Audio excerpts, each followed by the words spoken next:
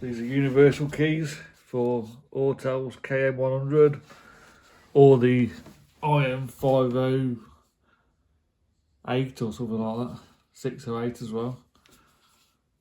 So these can be programmed to, I think, 700 different cars, lots of different models. So basically, if it's got a smart key, you program this first to match the characteristics of that car, and then you have to go in the car and program it again. So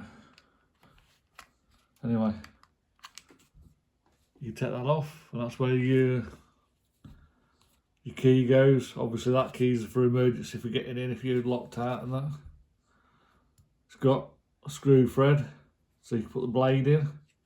I've heard people moan that they can't get screws for that, or they've had to drill it out and re-tap it. So I'll have to look into that. Or I'll change to exhaust, because they do a similar universal key. So instead of having loads of OEM ones lying about, you can have these that are cheaper and they'll cover multiple vehicles, over 700. You have to put a battery in it first. So you pop the end off, get a big screwdriver, and you put it in that little place there. You can just rock it from side to side.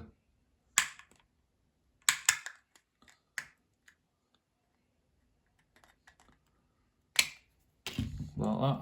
In fact, I had it the wrong way up. Have it like that. Make sure the buttons are facing the bottom. That's where your battery goes. Doesn't say which one. I'm hoping it's one of these ones. 2032. Looks the right size. But I don't know for sure. I've got to find out. Just showing you how to put them in. So that's it. The buttons have all fell out, so I've got to put it all back together.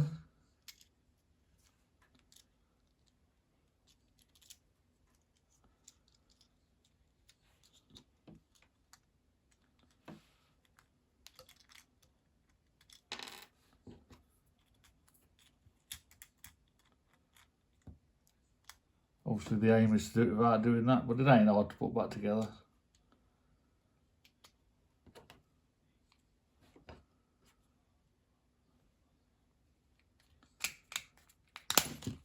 That's it.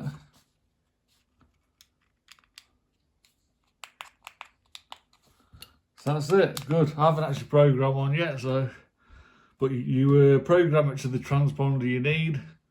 Then you have to go to the vehicle and program the transponder to the vehicle. So